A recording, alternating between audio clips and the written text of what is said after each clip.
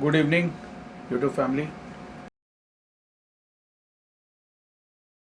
आशा करता हूँ आप सब अच्छे होंगे, स्वस्थ होंगे।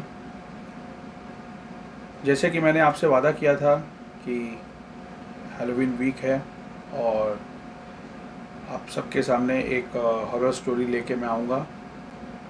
तो आज का ये व्लॉग उस स्टोरी के ऊपर ही बेस है। हमें ये स्टोरी इंस्टाग्राम में किसी ने भेजी और हम ये स्टोरी को आप तक अपने चैनल के माध्यम से लेकर आएंगे।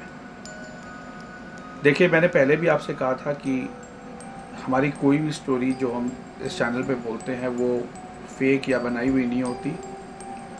Those are real stories. लेकिन उस स्टोरी में जो कैरेक्टर है और जो जगह जो हमें भेजे जाते हैं, हम उन्हें चेंज करते हैं। हम जो कैरेक्टर का नाम, जो रियल कैरेक्टर का नाम हमारे पास आता है या जो रियल जगह का नाम हमारे पास आता है, उसे हम चेंज करके सिर्फ ये दो जगह और लोगों का नाम जो है फिक्टिशियस है, बाकी स्टोरी और उसका जो बेस है सब कुछ ओरिजिनल है।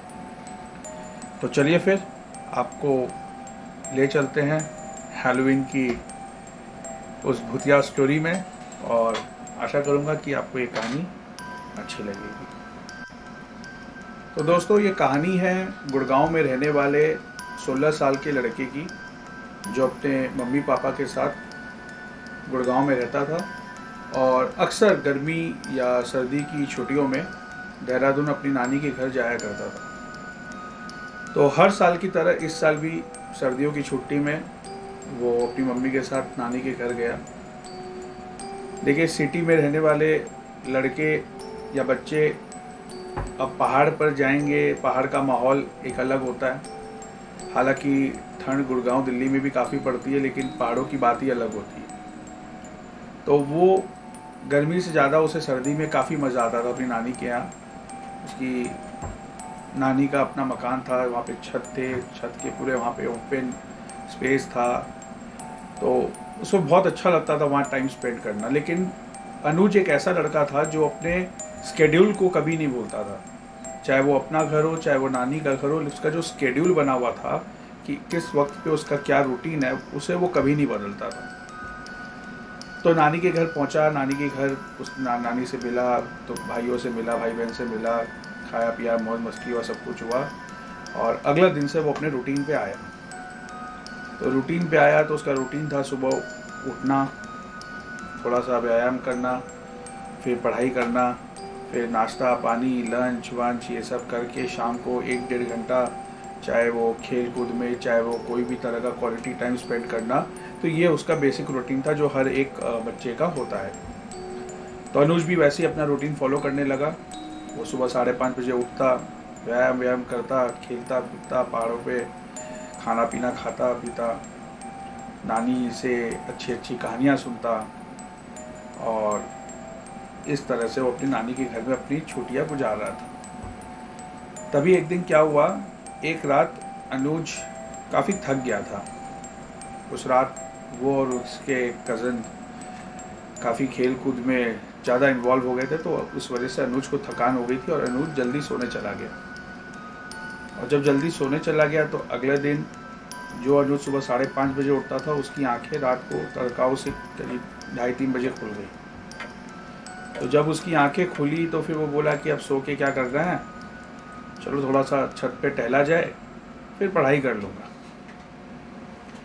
यही सोच के अनुज अपने नानी के घर के छत पे गया और टहलने लगा। तो क्योंकि ठंड बहुत थी और ठंड की वजह से कोहरा बहुत था, तो ऐसे ही टहलते टहलते अनुज की नज़र एक 50 कदम दूर पे एक मकान थी, वहाँ पे पड़ी। तो अनुज देखा कि वहाँ पे कोई व्यक्ति खड़ा हुआ है।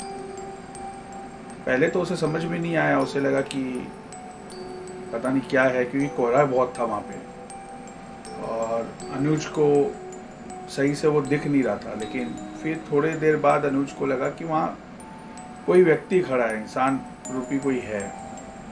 लेकिन अनुज ने उतना गौर नहीं किया और अनुज अपना टहल वहल के अपना जो उसका बेसिक चीज़ था उस पर लग गया।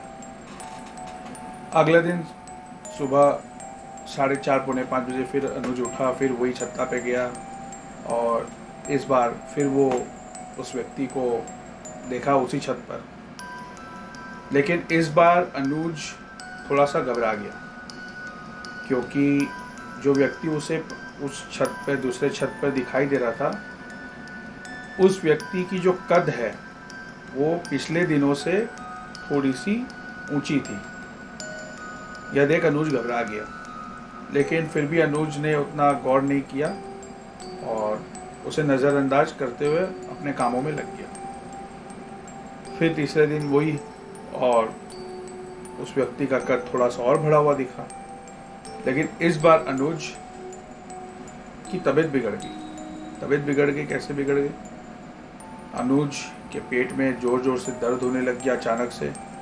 उसे बुखार चढ़ गया 2.5-3, और वो वहीं पे छत पे गिर गया। जब सुबह लोग उठे तो उसके पास गए, उसे लेकर उसके मम्मी, उसके मामा जी सब उसे अस्पताल लेकर गए। अस्पताल में सारा जांच हुआ, सब कुछ हुआ, लेकिन कोई निवारण नहीं निकला और वो घर आ गया। डॉक्टर ने भी उसे दवाई ववाई दे दिया और घर आ गया। घर आने के बाद अनुज ने सारी बातें अपनी नानी और अपनी मम्मी को बताई। तो मम्मी को तो पहले समझ में नहीं आया, लेकिन नानी समझ गई कि अनुज जो बोल रहा है उसका अर्थ क्या है। जो व्यक्ति उसे दिखा और उस व्यक्ति के दिखते ही जो अनुज के साथ हुआ, ये सब जो है ये क्या मोहमाया है, ये उसकी नानी को समझ में आ गया। नानी ने बिना देर किए थोड़े से दूर में एक मंदिर था, वहाँ पे पहुँची, गुरुजी को, पंडित जी को सारी बातें बताई और पंडित जी ने उन्हें तुरंत एक ताबीज जैसा कुछ पूजा वूजा करके दिया और कहा कि अनुज के यहाँ पे हाथ में इस ऊपर की जगह में बांध देने के लिए। नानी फटाफट उसको लेकर आई और अनुज के यहाँ पे बांधी।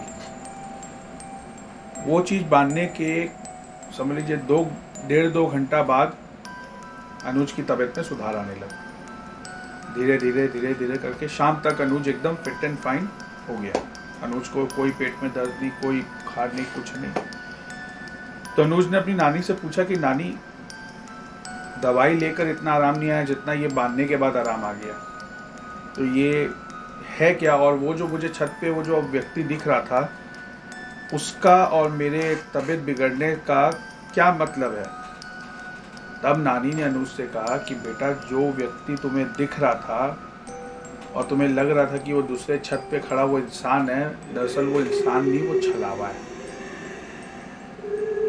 और तुम बच गए क्योंकि तुम्हारे लॉकेट में जो है माता रानी थी, इस कारण तुम बच गए, और थोड़ा बहुत जो असर था ये ताबीज ने उसे काट दिया।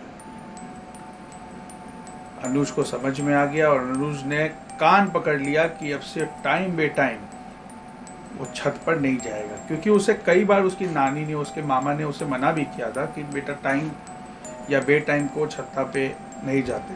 और जनरली हम भी अपने बच्चों को अक्सर यही बोलते हैं कि टाइम बे टाइम ऊपर नीचे नहीं जाना चाहिए। तो ये थी गुड़गांव में रहने वाली अनुज की कहानी। छलावा के बारे में अगर आप और भी कुछ जानते हैं या इससे रिलेटेड अगर आपके पास कोई कहानी है तो नीचे लिखे मेल एड्रेस पे हमें मेल करें, हम आपकी कहानी भी अपने चैनल पर जरूर सुनाएंगे। तब तक के लिए इस चैनल को सब्सक्राइब कीजिए, लाइक कीजिए और हमारी छोटे से यूट्यूब फैमिली का सदस्य बनिए। स्वस्थ रहिए, मस्त रहिए, अपने कामों में व्यस्त रहिए, लेकिन जैसे समय मिले हमारा चैनल, हमारा वीडियो जरूर देखें।